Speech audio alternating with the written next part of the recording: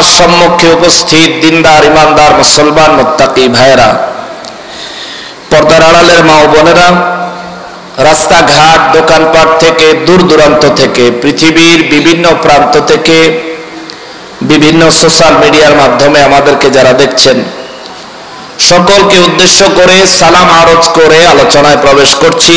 আসসালামু আলাইকুম ওয়া রাহমাতুল্লাহি ওয়া বারাকাতুহু। ওয়া আলাইকুম আসসালাম ওয়া রাহমাতুল্লাহি ওয়া বারাকাতুহু। আমার উদ্দেশ্য হচ্ছে আপনাদেরকে পবিত্র কোরআনুল কারীম থেকে কিছুক্ষণ তাফসীর শোনাবো। আল্লাহ রাব্বুল ইজ্জাত আমি গুনাহগারকে ওই পরিমাণে ইলম এবং ওই পরিমাণ তৌফিক এনায়েত করেন যে পরিমাণে এই তাফসীরগুলোর বক্তব্য তুলে ধরলে আমি নিজে ঈমান এবং আমলের দিক থেকে এবং আমরা সবাই ঈমান এবং আমলের দিক থেকে উপকৃত হতে পারি, এমন তৌফিক তার হাবিব রাহমাতুল লিল আলামিনের সাদকায় আমি গুনাহগারকে এবং আমাদের সবাইকে আল্লাহ নসিব করেন। সবাই পড়ি আমিন। প্রোগ্রাম নেওয়ার সময় পোস্টারের নাম শেষে হিসেবে আমার আলোচনা ছিল এশার পরে। যে কোনো কারণবশত আস্তে আস্তে শেষের হুজুর হয়ে গেছে, একেবারে নামও শেষে, আমিও আইছি শেষে। রাত গভীর, চট্টগ্রামের মানুষ সম্পর্কে আমার ধারণা আছে, কোরআন হাদিস পাইলে এদের দিল তাজা হয়, এটা আমি জানি। তো সেজন্য কোরআন সুন্নাহ থেকে আলোচনা হবে। আজকের আলোচনার টপিক হবে দুইটা, শিরিক এবং বিদআত। এই দুইটা আহলে সুন্নাত ওয়াল জামাতের দলভুক্ত ব্যক্তিবর্গ ছাড়া, সুন্নিরা ছাড়া বাকি সবাই সুন্নিদের উপরে এই শিরিক আর বেদাতের তোহমা লাগায়, ঠিক কিনা বলে? আমরা আজকে কোরআন সুন্নাহ দিয়ে শিরিক এবং বিদআতের একটা বিশ্লেষণ করব, যে বিশ্লেষণের বক্তব্য দিয়েছেন আল্লাহ রাব্বুল ইজ্জাত, ব্যাখ্যা করেছেন আমার নূর নবী রাহমাতুল লিল আলামিন। জোরে বলেন সুবহানাল্লাহ। আল্লাহর কোরআন যাকে শিরিক বলবে আমরা সেটাকেই শিরিক হিসেবে সাব্যস্ত করব এবং তার থেকে দূরে থাকব।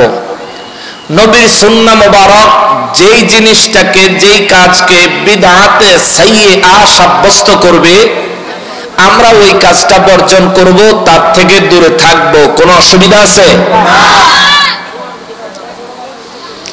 এখন অনেকে বলবে আপনি বিদআতের মধ্যে প্রকার বসাইলেন কেন?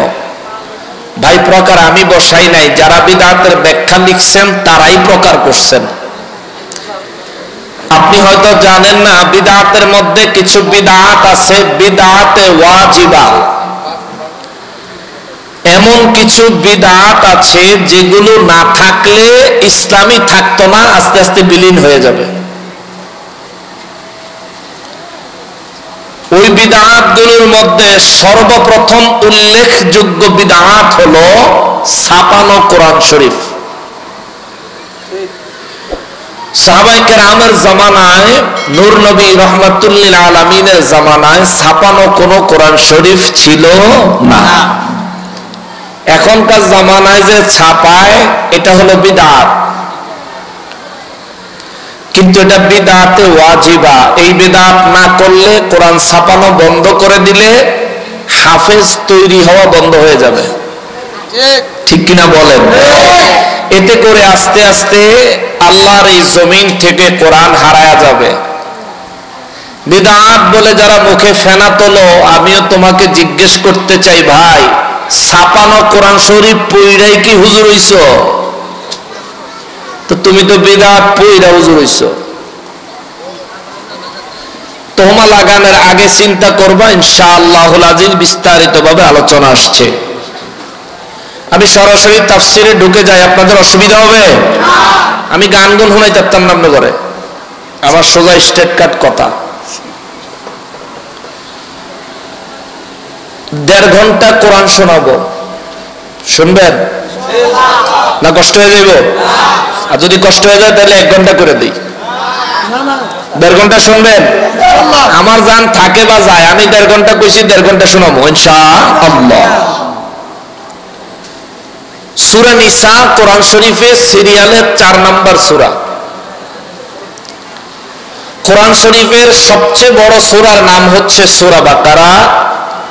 দ্বিতীয় নম্বর সবচেয়ে বড় সূরার নাম হচ্ছে সূরাতুন নিসা। জোরে কন্যা সুবহানাল্লাহ। সূরা বাকারার আয়াত সংখ্যা 286, ঠিক আছে? আর সূরা নিসার আয়াত সংখ্যা হচ্ছে 176।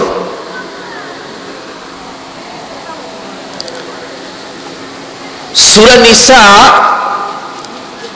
মদিনা মুনাওয়ারায় অবতীর্ণ হয়েছে বলে আব্দুল্লাহ ইবনে আব্বাস রাদিয়াল্লাহু তাআলা আনহু বয়ান দিয়েছেন। সূরা নিসা অত্যন্ত গুরুত্বপূর্ণ একটা সূরা। হযরত আব্দুল্লাহ ইবনে মাসউদ রাদিয়াল্লাহু তাআলা আনহু সূরা নিসা সম্পর্কে বলতে গিয়ে তিনি বলেন, সূরা আমার আল্লাহ এমন 5টা আয়াত নাজিল করেছেন, যেই 5টা আয়াত নাজিল হওয়ার পরে সমস্ত সাহাবায়ে কেরাম গোটা দুনিয়াও যদি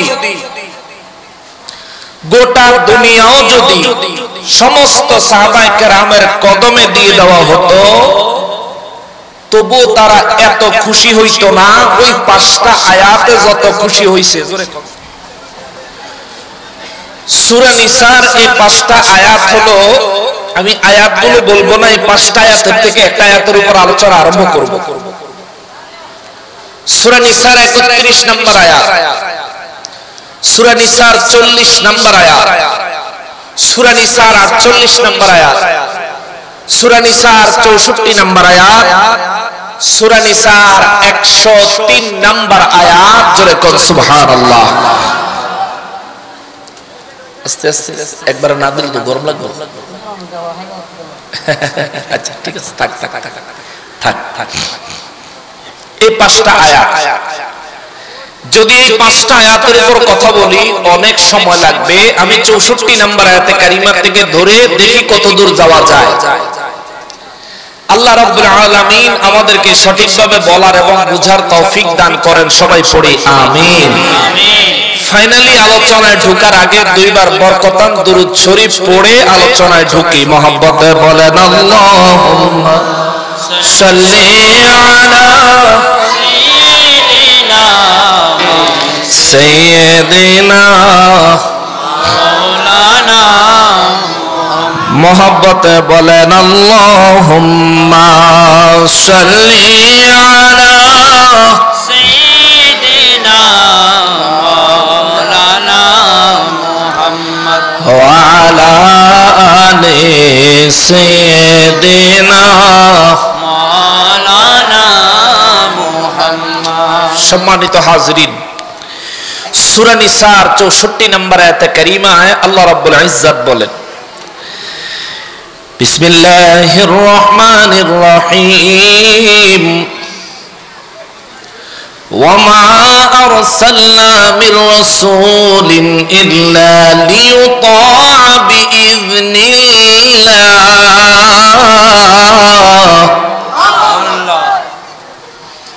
আওয়াজ করে পড়েন সুবহানাল্লাহ। রব্বুল আলামিন সূরা নিসার 64 নম্বর আয়াতে কারিমায় আমার রব্বুল ইজ্জত বলেন, ওয়ামা আরসালনা মির রাসূলিন ইল্লা লিইউতাআ বিইযনিল্লাহ। আল্লাহ বলেন, আমি আল্লাহ রাসূল পাঠাইছি। ওয়ামা আরসালনা মির রাসূলিন, আর আমি আমার রাসূল পাঠাইছি। রাসূল পাঠানোর জন্য আমি আল্লাহর একটা উদ্দেশ্য আছে। এমনি এমনি রাসূল পাঠাই নাই, বিনা প্রয়োজনে রাসূল পাঠাই নাই, প্রয়োজন ছাড়া আমি আল্লাহ রাসূল পাঠাই নাই। আমি আল্লাহ রাসূল পাঠিয়েছি, আমার একটা উদ্দেশ্য আছে। কি উদ্দেশ্য গো মালিক? আমার রব্বুল ইজ্জত বলেন ইল্লা লিউতা, আমি আল্লাহ রসুল পাঠাইছি রসুলের গোলামি করার জন্যে। আল্লাহু আকবার। রসুল পাঠাইলেন আমার আল্লাহ। আল্লাহ কয় রসুল পাঠাইছি আমার রসুলের গোলামি করার জন্যে। রসুলের গোলামির কথা বললে আমাদের সমাজে আমাদের শিরিক করে কয়, বলে না? রসুলের গোলামির কথা বললে বলে শিরিক হবে। রসুলের গোলামির কথা বললে বলে মুশরিক হয়ে যাবে। কিন্তু রব্বুল ইজ্জত কয় আমি রসুল পাঠাইছি তার গোলামি করার জন্য। জোরে কর না সুবহানাল্লাহ। সাহাবায়ে কেরাম বলেন নবী গো, ওগো রাহমাতুল লিল আলামিন, আল্লাহ রসুল পাঠাইলেন গোলামি করার জন্য। ইয়া রাসূলুল্লাহ সাল্লাল্লাহু আলাইহি ওয়াসাল্লাম, আমরা জানতে পেরেছি রব্বুল আলামিন এই জমিনে 1,24,000 পয়গম্বর পাঠিয়েছেন। ও দয়াল নবীজি, সমস্ত পয়গম্বররা কি রসুল? আমার নবী বললেন না না না, সমস্ত পয়গম্বরেরা রসুল না। নবী গো, তাইলে রসুল কারা? আমার নবী বলেন পয়গম্বরের সংখ্যা হলো 1,24,000, রসুলের সংখ্যা হলো 300। আমার আল্লাহ সমস্ত নবীদেরকে পাঠাইছেন উম্মতেরা যেন তাদের আনুগত্য করে, গোলামি করে। কিন্তু স্পেশালি রসুলদেরকে পাঠাইছেন আমার আল্লাহ নিজে নির্দেশ দিয়েছেন, ওয়ামা আরসালনা মির রাসূলিন ইল্লা লিয়ুতা, রসুলদের আনুগত্য যেন উম্মতেরা করে, রসুলদের গোলামি যেন উম্মতেরা করে। বিশেষ করে আমি নবী রহমাতুল লিল আলামিনের গোলামি করার জন্য আমার রব্বুল ইজ্জত নির্দেশ দিয়েছেন, ওয়ামা আরসালনা মির রাসূলিন ইল্লা লিয়ুতা। আল্লাহ কয় আমি আমার হাবিবকে পাঠাইছি তোমরা তার গোলামি করবা, গোলামি করবা। কেন? আল্লাহ কয় বিইذনিল্লাহ, এটাই আমি আল্লাহর নির্দেশ। আল্লাহু আকবার। রসুলের গোলামি করবা, এটাই আমি আল্লাহর নির্দেশ। যদি এই আয়াতটুকুর সরল অনুবাদ করি তাইলে অনুবাদ হবে এমন, আল্লাহ বলেন ওয়ামা আরসালনা মির রাসূলিন, আর আমি রাসূল পাঠাই নাই। সরল অনুবাদ। বাংলা অনুবাদ যদি কোন কোরআন শরীফে দেখেন তখন দেখবেন এভাবেই লেখা আছে, ওয়ামা আরসালনা মির রাসূলিন। পবিত্র ফাতিহা ইয়াজদাহুম। সম্মানিত হাজিরিন, যে কথাটা বলছিলাম, যদি কালামে হাকিমের এই আয়াতে কারিমাটুকুর সরল অনুবাদ করি, সরল অনুবাদ হবে ওয়ামা আরসালনা মির রাসূলিন, আর আমি আল্লাহ রসুল পাঠাই নাই ইল্লা লিয়ুতা, গোলামি যেন না করে, গোলামি করা ছাড়া, বিইذনিল্লাহ, আমি আল্লাহর অনুমতি সহ। যদি এটার মুদ্দা কথাটা আনি তাইলে মুদ্দা কথা হবে, আল্লাহ বলেন ওয়ামা আরসালনা মির রাসূলিন ইল্লা লিয়ুতা বিইذনিল্লাহ, আমি রব্বুল আলামিন আমার রাসূলদেরকে পাঠাইছি, আমার নির্দেশ হলো তোমরা আমার রাসূলদের আনুগত্য করবা, গোলামি করবা। চিৎকার দিয়া বলেন সুবহানাল্লাহ। রাসূল পাঠাইলেন আমার আল্লাহ আনুগত্য করার জন্য, রাসূল পাঠাইলেন আমার আল্লাহ গোলামি করার জন্য। বলবেন হুজুর আনুগত্য আর গোলামি তো এক নয়। আনুগত্য শব্দ বাংলা, গোলামি হলো আরবি। আমি সব ভাইনা দিচ্ছি।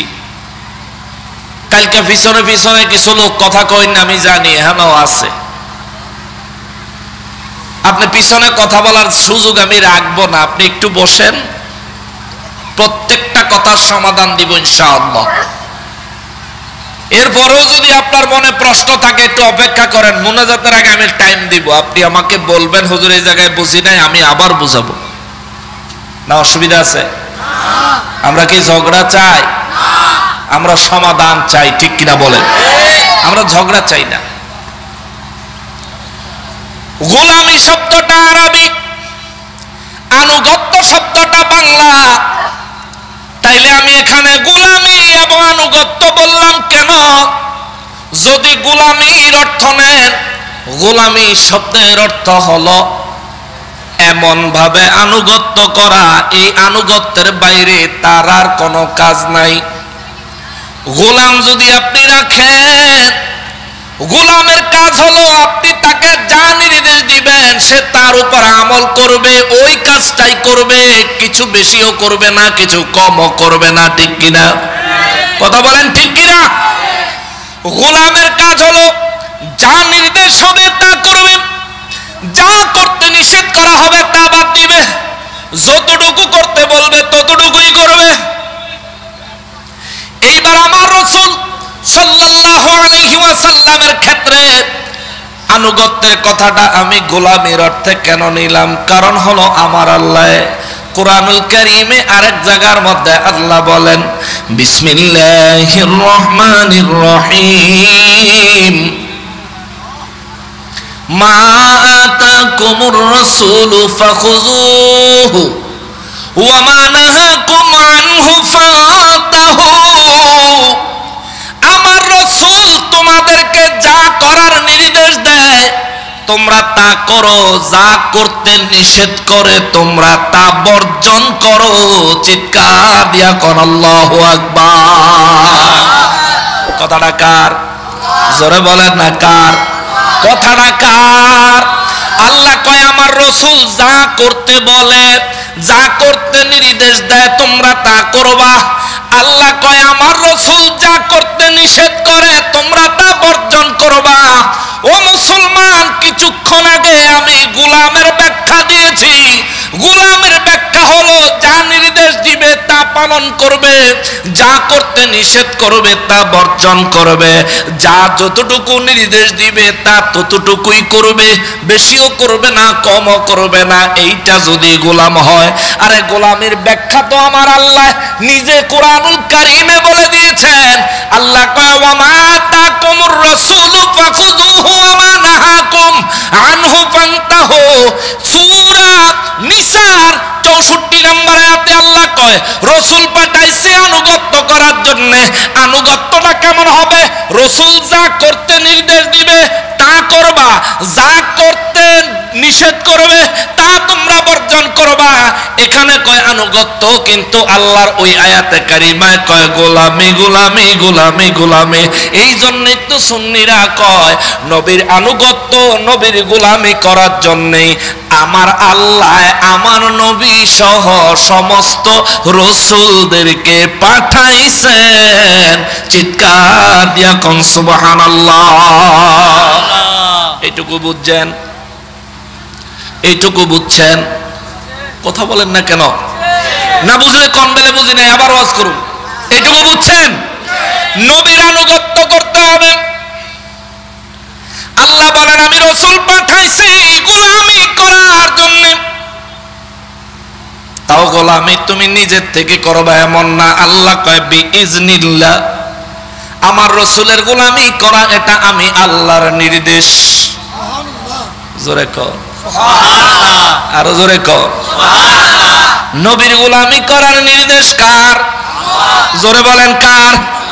এবার যারা গোলামির কথা বললে শিরিক বলে তাদের ফতোয়া ঠিক না বেঠিক? জোরে বলেন ঠিক না বেঠিক? চরমভাবে বেঠিক। আপনি কিভাবে বলেন? যদি কুরআনুল কারীম থেকে নবীর গোলামির আরো একটু সংজ্ঞা নেই, কোরআন বিল কোরআন, কোরআন থেকে কোরআন ব্যাখ্যা নিচ্ছি। হাদিস কইলে কইব জয়ীফ হইছে, জাল হইছে, দুর্বল হইছে। এর পক্ষে গেলেই আল হাদিস, এর বিরুদ্ধে গেলেই জাল হাদিস, ঠিক না? হ্যাঁ গো হুজুর হইলে বিরাট হুজুর, খুতবার ভিতরে ফইলা দিন ভুল, ঠিক কিনা বলেন? হ্যাঁ গো হুজুর এশিয়া মহাদেশের শ্রেষ্ঠ হুজুর, কিন্তু পয়লা দিন খুতবা পড়তে গিয়ে ভুল করে কোরআনের আয়াতটাও। এই যে এশিয়া মহাদেশের শ্রেষ্ঠ হুজুর, হ্যাঁ গো হে হুজুরে যা কইব তা ঠিক, কিন্তু আল্লাহর কোরআনে যা বলবে তা মানতে গেলে সে সন্দেহ পোষণ করবে। মনে রাখবেন, কোরআন পেয়েও যারা মানতে চায় না এরা মুমিন নয়, মুনাফিক। মুমিন হন। আপনি সারা জীবন একটা কাজ করতেছেন, যেদিন কোরআন থেকে, নবীর সুন্নাহ মোবারক থেকে, ইমামগণের মত থেকে যেদিন ফয়সালা পাবেন আপনার এই কাজটা কোরআন সুন্নাহ সম্মত নয়, সেই দিন সেই মুহূর্তে ওই কাজটা বর্জন করা আপনার ঈমানি দায়িত্ব। বর্জন করলে আপনি সাচ্চা মুমিন, বর্জন না করলে আপনি পাক্কা মুনাফিক। মুসলমানেরা রে, আমার প্যারা নবীর উম্মতেরা রে, যদি ইতাআতের কোরআনুল কারীম থেকে আরো একটা ব্যাখ্যা নেই, এই একই সূরা, সূরা নিসার 80 নম্বর আয়াতে আমার আল্লাহ বলেন, 64 নম্বর আয়াতে আমার আল্লাহ কয়, আমি রাসূল পাঠাইছি, আমার নির্দেশ হলো রাসূলের আনুগত্য করবা। আমি রাসূল পাঠাইছি, আমার নির্দেশ হলো আমার হাবিব যা করতে বলবে তাই করবে, যা করতে নিষেধ করবে তা বর্জন করবে। এই জায়গায় আইসা আমাগো দেশের হুজুররা আমাগরে ফতোয়া দিব, নবী কি আপনি ঘরে মিলাদ পড়তেন কইছেনি? ঠিক না? নবী কি আপনি ঘরে মিলাদে দাঁড়ায়া সালাম দিতে কইছেনি? তে আমাগরে কইব। আপনার দলিল দিয়ে আপনারে ঠেক দিলাম। আল্লাহ বলছেন নবী যা করতে বলেছেন তা করবেন, নবীজি যা ছাড়তে বলেছেন তা ছাড়বেন। তাইলে এর বাইরে তো কিছু নাই। যে ভাই এমন চিন্তা মাথায় নিয়ে ঘুরেন, ভাই বিনয়ের সাথে আপনাকে বলি, জীবনে বহুত দোলাই দিছি, আজকে বিনয়ের সাথে বলে যায়, আল্লাহর কথাটা ভালো করে খেয়াল করেন। রব্বুল ইজ্জত বলেন, ওয়ামা আতাকুমুর রাসূলু ফাখুযুহু, আমার রাসূল তোমাদেরকে যা করার জন্য নির্দেশ দেয় আল্লাহ কয় তা তোমরা করো। ওয়ামা নাহাকুম আনহু ফাতাহু, আর তোমাদেরকে যা করতে নিষেধ করে তা তোমরা বর্জন করো। খেয়াল করেন, যা করতে বলেছেন তা করো, যা করতে নিষেধ করেছেন তা বর্জন করো, তা বাদ দাও। নির্দেশ কার? আল্লাহ। এবার আপনি বলবেন হুজুর নবীজি মিলাদে কিয়াম করত কি কইছেনি? এটা আপনি আয়াতের প্রথম অংশ অনুযায়ী আমারে প্রশ্ন করলেন। এবার একই আয়াতের শেষের অংশ হিসেবে আমি আপনারে প্রশ্ন করি, নবীজি মিলাদে কিয়াম করত কি মানা করছেনি? এই কথা কন না কা? নিষেধ করছে? আল্লাহ বলছে যা করার নির্দেশ দিয়েছেন তা তোমরা গ্রহণ করো। আল্লাহ বলেন যা করতে নিষেধ করেছেন তা তোমরা বর্জন করো। এবার আপনি আমারে দলিল দিবেন মিলাদে কিয়াম করতে নবী বলেছেন কিনা। যদি না বলে থাকেন আপনারা দাঁড়ান কেন? আমি আপনাকে প্রশ্ন করব মিলাদে কিয়াম করতে নবীজি নিষেধ করছেন কিনা। যদি নিষেধ করে না থাকেন তাইলে আপনি বিরোধিতা করেন কেন? ঠিক কিনা বলে? যদি নবী নিষেধ না করে থাকেন তাইলে আপনি বিরোধিতা করবেন কেন? তাইলে এটার ফয়সালাটা কি হবে? নবীজি নির্দেশ দেন নাই বিদায় যদি আপনি নিষেধ করেন, আপনি তো নিষেধ করার কেউ না। নিষেধ করব নবীজি, আদেশ দিব নবীজি, ঘোষণাকার আল্লাহ। আদেশও দিব নবীজি, নিষেধও করবেন নবীজি। মিলাদে কিয়াম করতে আমার নবী বলেন নাই, এটা সত্য, কিন্তু মিলাদে কিয়াম করতে আমার নবী নিষেধ করেন নাই, এটাও সত্য। এইবার আপনি কই যাইবেন?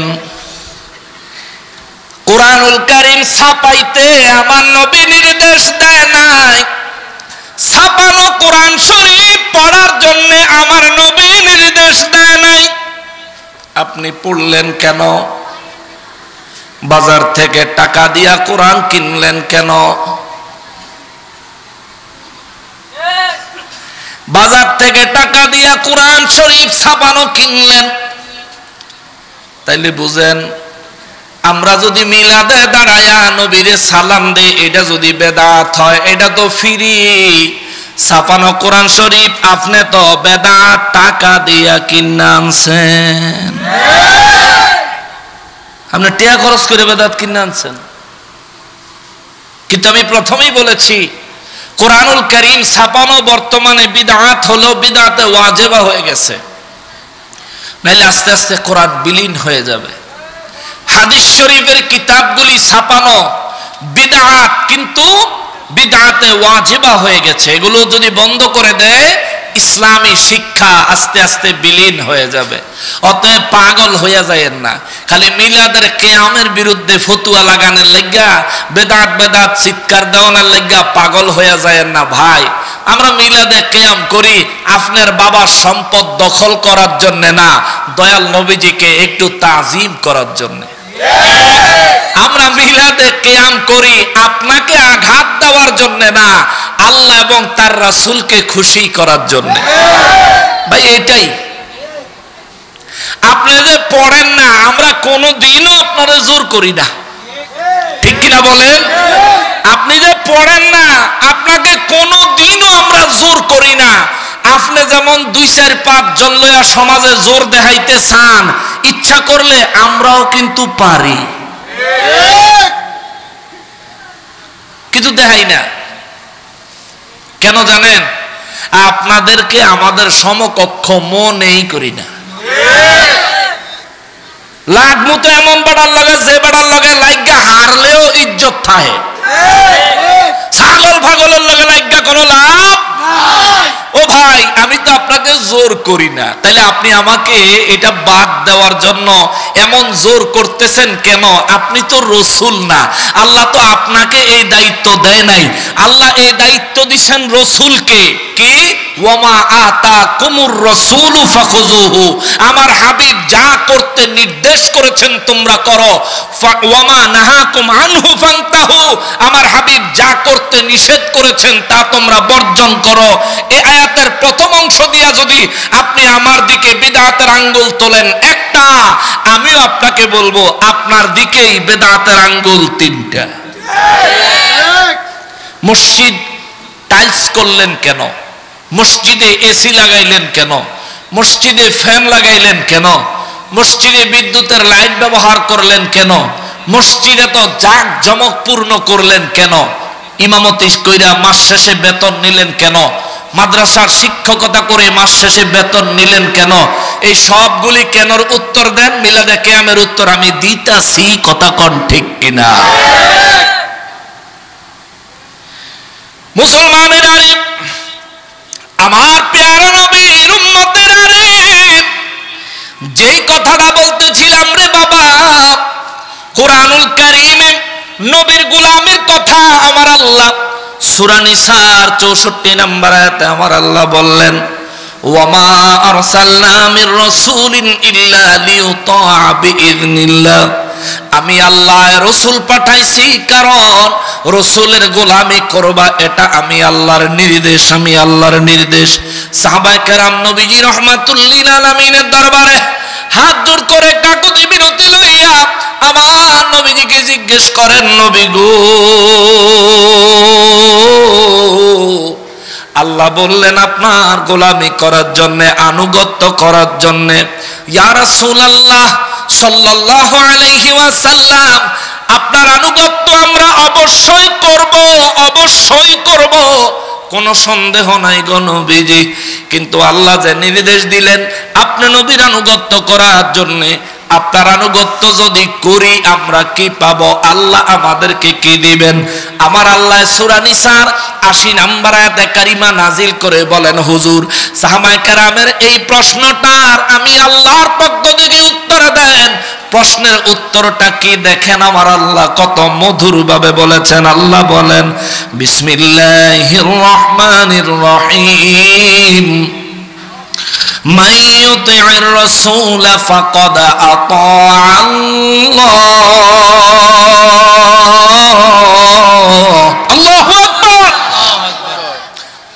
রব্বুল আলামিন একই সূরা, কিন্তু একই সূরার 80 নম্বর আয়াত আল্লাহ কয়, রব্বুল ইজ্জত বলেন, মান ইউতি'র রাসূল, নবী গো সাহাবায়ে কেরাম সহ বিশ্ববাসীকে জানিয়ে দেন কিয়ামত পর্যন্ত আমি আল্লাহর নির্দেশ, যে ব্যক্তি রাসূলের আনুগত্য করবে, যে ব্যক্তি রাসূলের অনুসরণ করবে, যে ব্যক্তি রাসূলের অনুকরণ করবে, যে ব্যক্তি রাসূলের গোলামি করবে, আল্লাহ কা হুজুর বলে দেন ফাকাদ আতাআল্লাহ, রাসূলের গোলামি যে করবে ওই ব্যক্তি আমি আল্লাহর গোলাম হয়ে যাবে। আল্লাহু আকবার। নবীর গোলামি করলে গোলামি হবে কার? জোরে বলেন না কার? নবীর গোলামি করলে গোলামি হবে আল্লাহর। এই জন্য তো আল্লাহ কাওয়া মা আরসালনা মির রাসূলিন ইল্লা লিইউতা বিইذنিল্লাহ, আমি আল্লাহ রাসূল পাঠাইছি, আমার উদ্দেশ্য হলো তোমরা আমার রাসূলের আনুগত্য করবা, তোমরা আমার রাসূলের গোলামি করবা।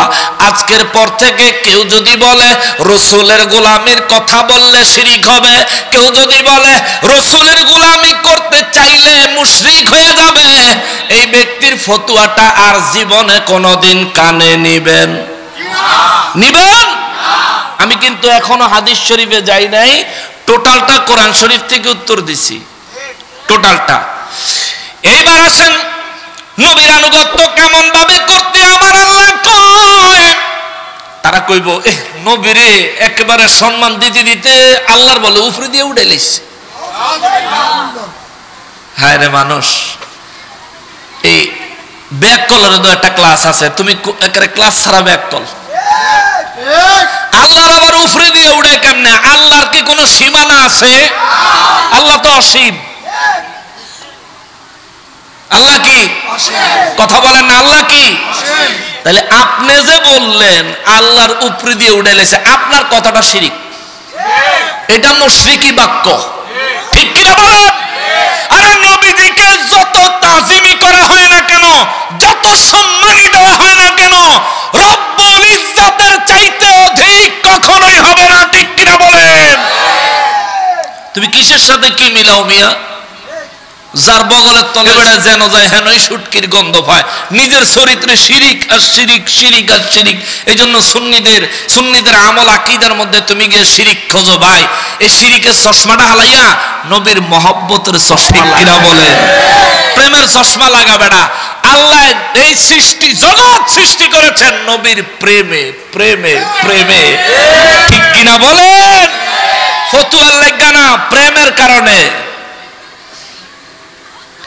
ওরে নূর নবী বানাইলো আল্লাহ প্রেমের কারণে, নূর নবী বানাইলো আল্লাহ প্রেমের কারণে, প্রেমের ডুরে বান্দরে মন মদিনার শনে, ঠিক কিনা বলে? মুসলমানেরা নাচ শোনাইতে ইচ্ছা করে, আমারও গাইতে মজা লাগে, কিন্তু যেই জিনিস ধরছি এটার আবার ভালো করে এই কোনা কাঞ্চি মাইরা ফিনিশিং দিয়া না গেলে কালকে অনেকেই আমারে গাইল দিব। এমনি এক বাজানের কাছে শুনলাম, কেডা বলে আমার মারে তুললে বলে গাইল দিছে, আমি আইবো দেখা। আল্লাহ তারে হেদায়েত দেখ, জোরে কোনা আমি।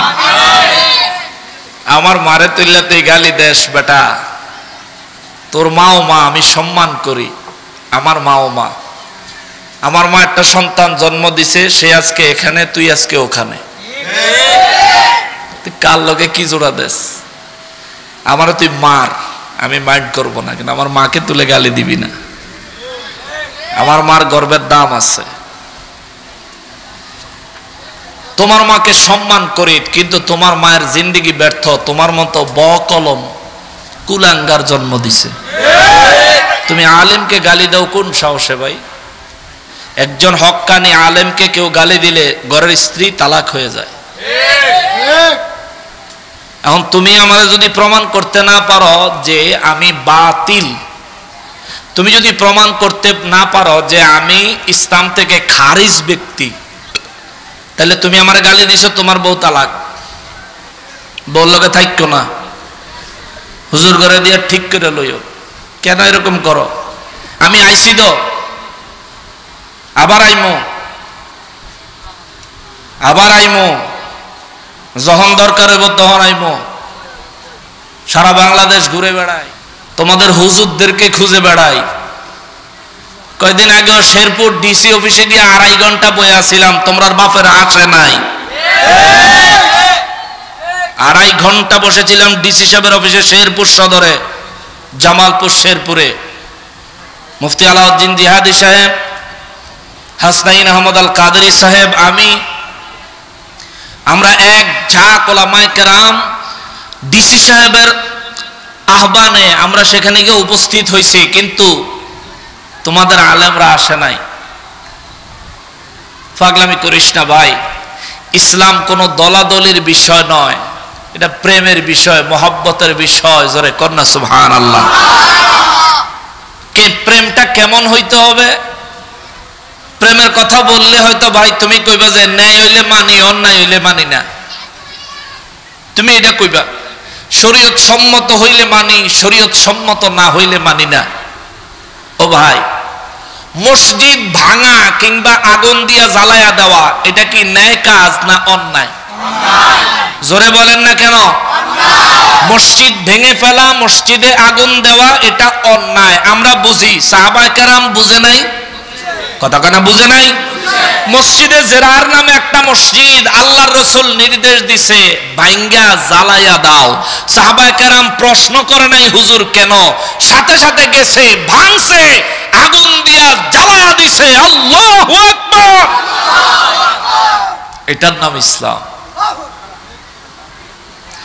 নবীজি নির্দেশ দিয়েছেন যুদ্ধের ময়দানে ঝাঁপায় পড়তে হবে, কাফেরের বিরুদ্ধে জীবন দিতে হবে। হাসতে হাসতে জীবন দিয়ে দিছে, আল্লাহ তাদেরকে শহীদি মর্যাদা দান করে দিছে। জোরে কন্যা সুবহানাল্লাহ।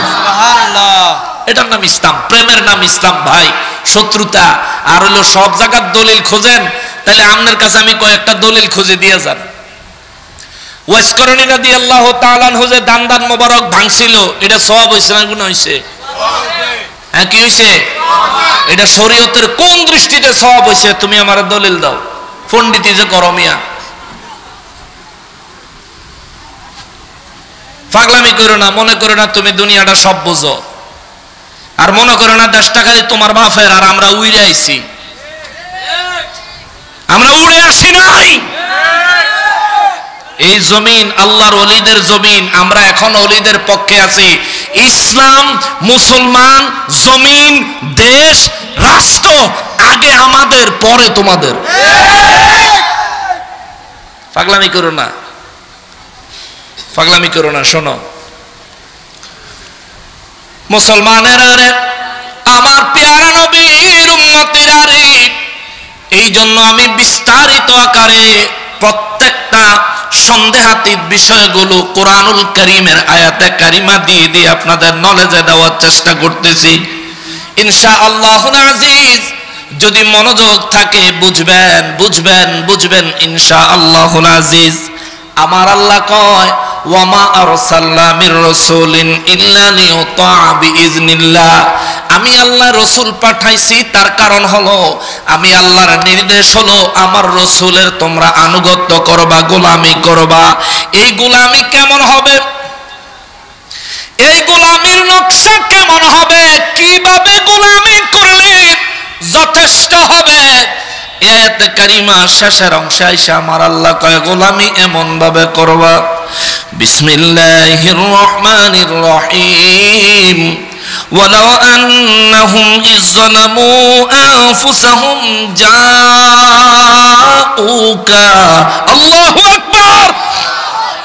রব্বুল আলামিন কয় গোলামিটা রাসূলের এমন ভাবে করবি, নবী গো তাদেরকে বলে দেন, তাদেরকে জানাইয়া দেন গোলামিটা তারা যেন এমন ভাবে করে, যদি তারা গুনাহ করে, যদি তারা নিজের নফসের উপরে জুলুম করে, যদি তারা গুনাহ করতে করতে গুনাহে জর্জরিত হয়ে যায়, হুজুর তাদেরকে বলেন তারা যেন যাউকা আপনি নবীর কাছে আসে। আল্লাহু আকবার। আমরা যদি গুনাহ করি, আমরা গুনাহগার কার দরবারে? গুনাহগার কার দরবারে? গুনাহগার কার দরবারে? যদি আমরা গুনাহ করে থাকি, ওই গুনার ক্ষমা চাইতে কার দরবারে যাব? আল্লাহর দরবারে যাওয়া, এটা হলো বাস্তবিক নিয়ম।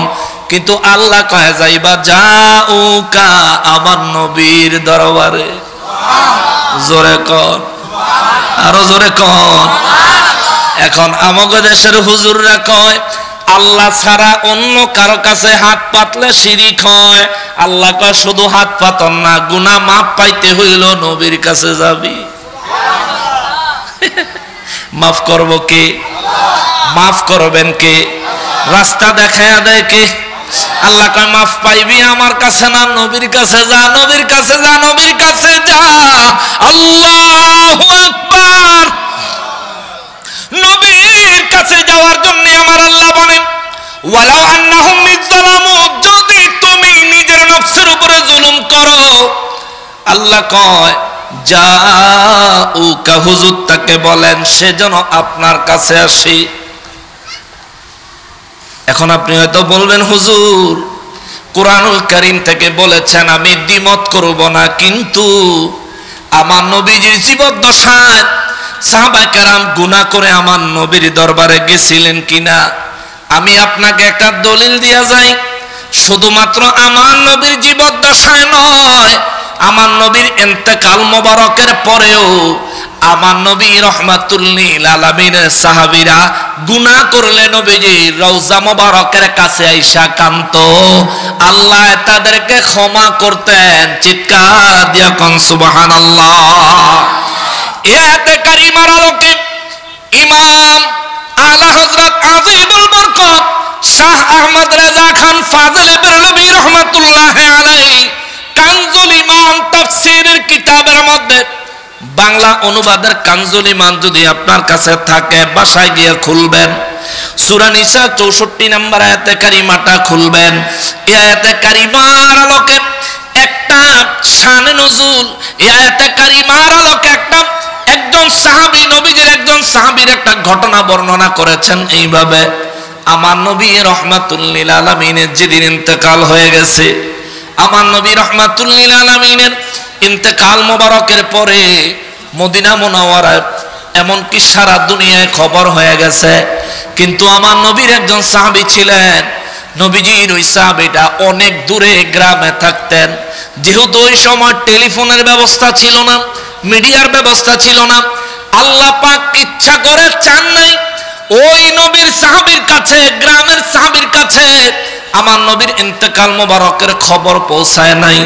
ওই সাহাবী কোনো না কোনো কারণে নিজেকে নিজে গুনাহ করেছেন, এটা নিজের কাছে ধারণা হয়েছে। ওই গ্রাম থেকে আর দেরি করে নাই, আমার নবী রাহমাতুল লিল আলামিনের দরবারে চলে আসতেছে। আল্লাহু আকবার। নবীজির দরবারে চলে আসতেছে কেন? কারণ সাহাবী জানতেন আমার আল্লাহ কোরআনে বলছেন গুনাহ করলে নবীর কাছে যাও, বলেছেন কে? কথা কয় না কে? কে বললেন? গুনাহ করলে নবীর কাছে যাও, গুনাহ করলে নবীর কাছে যেতে হবে। আল্লাহ কয় ওয়ালাউ আন্নাহুম ইযলামু আনফুসাহুম যাউকা, গুনাহ করলে হুজুর তাদেরকে বলেন তারা যেন আপনার কাছে আসে। যদি তারা আপনার কাছে আসতো, ফাস্তাগফিরুল্লাহ, আপনার কাছে আইসা যদি আমি আল্লাহর কাছে ক্ষমা চাইতো, আগে শর্ত নবীর কাছে যাও, আগে শর্ত নবীর কাছে যাও, আগে শর্ত নবীর কাছে যাও। এই চট্টগ্রামের মানুষ কালকে আপনি করে কইব তাইলে এই এলাকার যত মানুষ গুনাহ করছে এদের মধ্যে যারা নবীর দরবারে মদিনা মুনাওয়ারায় যাইতে পারে নাই, তাদের গুনার কি হবে, তাদের গুনার কি হবে, তাদের গুনার কি হবে। ও ভাই, তোমার প্রশ্নটা যুক্তিসঙ্গত, তবে এই প্রশ্নের সমাধান আমার নবী 1450 বছর আগে কইরা দিয়া গেছে। আমার নবী বলছেন, ইন্নাল উলামা ওয়ারাসাতুল আম্বিয়া, আলেমরা হলো নবীগণের ওয়ারিস। কোন আলেমরা? যারা ইলম এবং কামালিয়তে সিদ্ধ, যারা ইলম অনুযায়ী আমল করে কামালিয়ত হাসিল করে ফেলেছে। যেমন শাহজালাল বাবায়, যেমন শাহপরান বাবায়, যেমন শাহ মাকদুম বাবায়, যেমন আমানত শাহ বাবায়, যেমন মোহসেন আউলিয়া বাবায়, যেমন গাউসুল আজম ভান্ডারীরা। ঠিক কিনা বলেন? এরা হলো নবীগণের ওয়ারিস, ইনারা হলেন নবীগণের ওয়ারিস। আল্লাহ কয়, হুজুর তাদেরকে বলেন তারা যেন গুনাহ করলে আপনার কাছে আসে। এখন আমরা কই যাবো?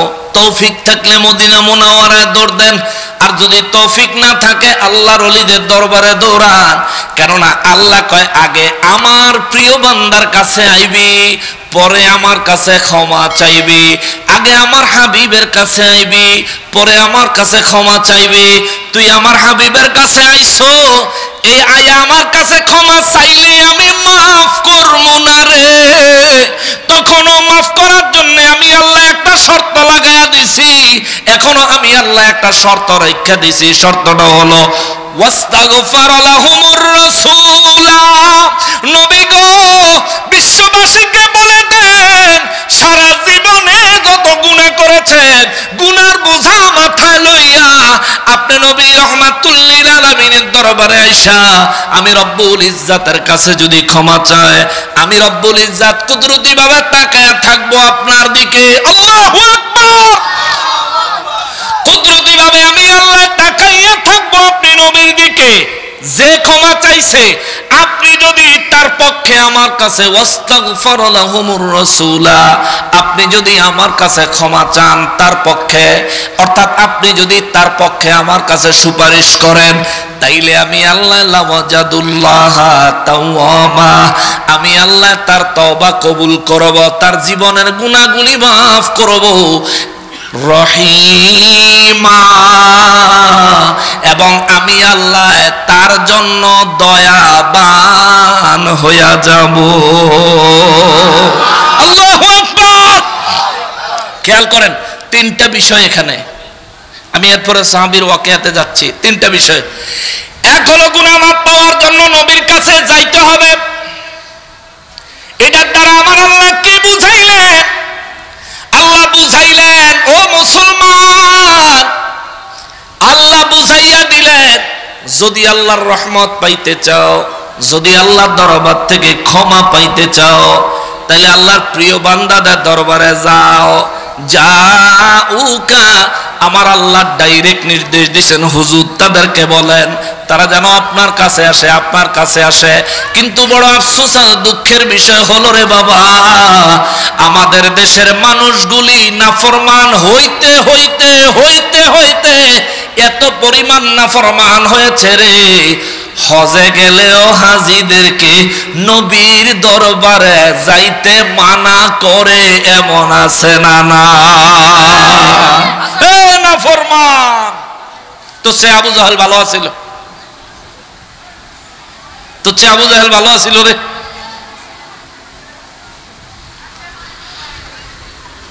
নূর নবী রাহমাতুল লিল আলামিনের দরবারে যাওয়ার নির্দেশ কার? আল্লাহ। জোরে বলেন না কার? আল্লাহ। আপনাদের খারাপ লাগতেছে? কষ্ট হচ্ছে? বুঝেন তো আমার কথাগুলো? আচ্ছা, আমি কোরআন শরীফ থেকে বলছি। আমি অনেক লম্বা কথা বলবো, আমার নিয়ত আছে, যদি আপনাদের ধৈর্য থাকে। অসুবিধা নাই তো? ফজর পর্যন্ত ঠেয়ে দিলে অসুবিধা নাই না? কইছি 1.5 ঘন্টাই নিব। কয়টা? 1:10 হয়েছে, 12:20 কইছি 1.5 ঘন্টা নিব না? 40 মিনিট হয়েছে শুধু, আর মাত্র 30 মিনিট না থুকু, আর 50 মিনিট, আর 50 মিনিট টাইম দিলে হয়ে যাবে ইনশাআল্লাহ। শুনুন, যে কথাটা বলছিলাম বাবারে, আমার নূর নবী রাহমাতুল লিল আলামিনের একজন সাহাবী, গ্রামের সাহাবী আলা হযরত লিখতেছেন, নবীজির ইন্তেকাল মোবারকের খবরে সাহাবী পায় নাই, কিন্তু নিজের গুনাহের কারণে, আল্লাহ পাকের নির্দেশের কারণে ওই সাহাবী গ্রাম থেকে নবীর ইন্তেকালের কয়েকদিন পরে নবীজির দরবারে মদিনা মুনাওয়ারায় এসে হাজির হয়ে গেলেন। ওই সাহাবীরে দেখা আবু বকর সিদ্দিক রাদিয়াল্লাহু তাআলা আনহু দুই চক্ষু মুবারকের পানি মুবারক জর্জর করে ছেড়ে দিয়েছে। ওমর রাদিয়াল্লাহু তাআলা আনহু ওই সাহাবীরে দেখা জর্জর করে চোখের পানি ছেড়ে দিয়েছে। আলী ওসমান রাদিয়াল্লাহু তাআলা আনহুম তারা ওই সাহাবীকে দেখে চোখের পানি ছেড়ে দিয়েছে, কারণ তারা চারজন বুঝছে নবীর এই পাগল সাহাবী এখন জিজ্ঞাসা করবে আমার নবী কই। আবু বকর রাদিয়াল্লাহু তাআলা আনহু নবীর এত বড় প্রেমিক ছিলেন। আবু বকর রাদিয়াল্লাহু চিন্তা করে আমি কি জবাব দিব। ওমর রাদিয়াল্লাহু, আলী রাদিয়াল্লাহু, ওসমান রাদিয়াল্লাহু তাআলা আনহুম সবাই একই চিন্তায় পড়ে চোখের পানি জর্জর করে ছেড়ে দিয়েছে। ভাবতে ভাবতে নবীর এই সাহাবী সামনে এসে বলে উঠছে, আবু বকর ভাই আমার নবী কই? আমি একটা আরজি নিয়ে নবীজির দরবারে এসেছি। আবু বকর রাদিয়াল্লাহু দুই চক্ষু মোবারকের পানি মোবারক ছেড়ে ছেড়ে কান্দে। ওমর রাদিয়াল্লাহু কয় ওমর রে, আবু বকর বলছে না তুমি একটু বলো আমার নবী কোথায়? ওমর রাদিয়াল্লাহু তাআলা আনহু কান্দে। আলী রাদিয়াল্লাহু জিগায় আলী তুমি হাসান হোসাইনের বাবা, ও আলী তুমি মেহেরবানি করে বলো আমার নবী রাহমাতুল লিল আলামিন কোথায়? আলী রাদিয়াল্লাহু তাআলা আনহু বলে ও নবীর সাহাবী রে, আমার দয়াল নবী রাহমাতুল লিল আলামিনকে আমার এই হাতে গোসল দিয়েছি। আমার নবী ইন্তেকাল মোবারক করেছে।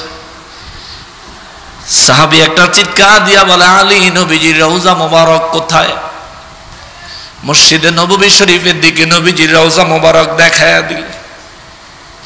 আমার নবীর এই পাগল সাহাবী একটা দৌড় দিছে রে। আমার নবীর রওজা মোবারকের কাছে যায়া দুই চোখের পানি ছেড়ে ছেড়ে নবীর রওজা মোবারকের মাটি মোবারক নিয়া নিয়া চেহারায় মাখে, বুকে মাখে আর চিৎকার দেয়। আর ওই সাহাবী সূরা নিসার 64 নম্বর আয়াত থেকে তিনি তেলাওয়াত করে করে নবীজির ইন্তেকালের পরে শোনায়। ওই সাহাবী বলেন নবী গো আমরা জানি আপনি বলেছেন আল্লাহ রাব্বুল ইজ্জত আপনার কাছে ওহী পাঠাইছেন ওয়ালাউ আন্নাহুম ইযলামু আনফুসাহুম জাউকা, আমরা যদি গুনাহ করি তাইলে আমরা যেন আপনার কাছে আসি। ইয়া রাসূলুল্লাহ আমি গুনাহ করেছি, আমি বড় গুনাহগার, আমার গুনাহ ক্ষমার জন্য আপনার দরবারে এসেছি গো নবীজি। আপনি ইন্তেকাল মোবারক করেছেন, পর্দা মোবারক করেছেন, এখন আমার গুনাহের কি হবে, গুনাহের ক্ষমা পাওয়ার কি হবে?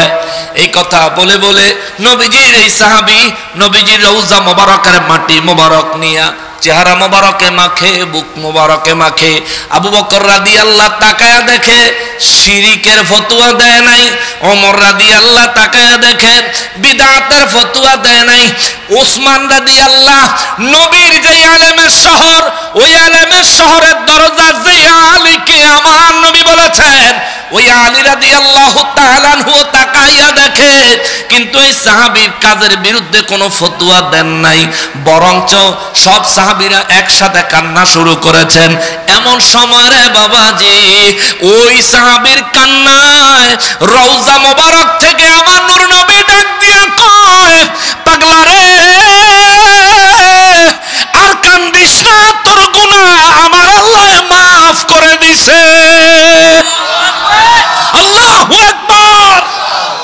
কানজুল ঈমান আজকে রাতে বাসাত গিয়া খুলবেন, আজকে রাত্রে গিয়া খুলবেন। বানানো কথা নয়, মন গড়া বক্তব্য নয়। এখান থেকে আমরা কিছু মাসআলা শিখতে পারি। এক নম্বরের মাসআলা হলো নবীর সাহাবী নবীজির রওজা মোবারকের ধুলাবালি নিজের চেহারায় নিজের বুকে মালিশ করেছেন। নবীজি তাতে নারাজ হন নাই, বরঞ্চ তার উপর খুশি হয়েছেন, আল্লাহ তাকে ক্ষমা করেছেন। এই সুসংবাদ রওজা মোবারক থেকে দিয়েছেন। আমার নবী রাহমাতুল লিল আলামিনের দরবারে নবীর সাহাবী হইয়া নিজের গুনাহ মাফের জন্য আল্লাহর কাছে না কেঁদে নবীর দরবারে কেঁদেছেন। এতেও আমার নবী নারাজ হন নাই, আবু বকর, ওমর, ওসমান, আলী রাদিয়াল্লাহু তাআলা আনহুম কেউ নারাজ হয় নাই, শিরক আর বিদআতের ফতোয়া কেউ দেয় নাই, বরঞ্চ নবী দরবারে আসার কারণে আমার নবী রওজা মোবারক থেকে তারা সুসংবাদ দিলেন, খোঁজ খবর দিলেন, আমার আল্লাহ তোমার জিন্দেগির গুনাহ মাফ করে দিছে। জোরে কন্যা সুবহানাল্লাহ। এখান থেকে আমরা মাসআলা নিতে পারি, শুধু আমরা না, ইমামরা এখান থেকে মাসআলা নিছেন। এই আয়াতে কারিমা থেকে দলিল নিছেন আল্লাহর মকবুল বান্দা, আল্লাহর ওলিদের দরবারে যাওয়া, দরবারের ধুলাবালি বরকতান চোখে মুখে বুকে মাখা, বিদআত নয়, শিরক নয়, নবী সাহাবীর ডাইরেক্ট সুন্নাত। সুবহানাল্লাহ। তুমি জানো না, এই জন্য তুমি উল্টাপাল্টা কথাবার্তা বলো। কোরআন শরীফ পড়ো, দেখবা পাইবা, হাদিস শরীফ পড়ো, দেখবা পাইবা। অনেক কিছু আছে যা তুমি জানো না। একটা জিনিসে জানো, খালি আন্দাজে লাফাইতা।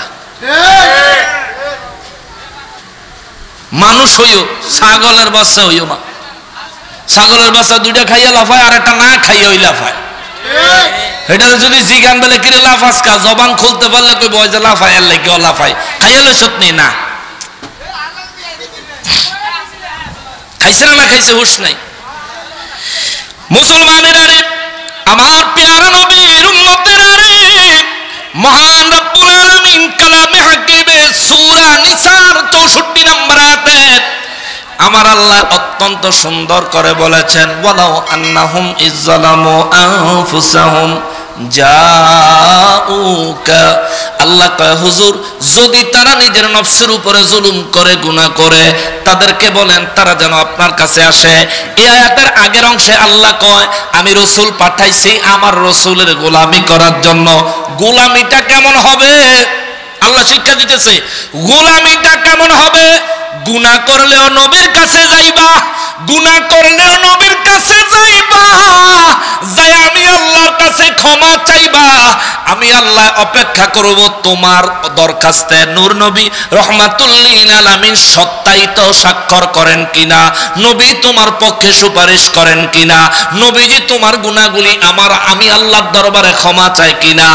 নবীজি ক্ষমা চাইতে দেরি হবে রে, আমি আল্লাহ তোমারে ক্ষমা করতে দেরি করব না। আল্লাহু আকবার।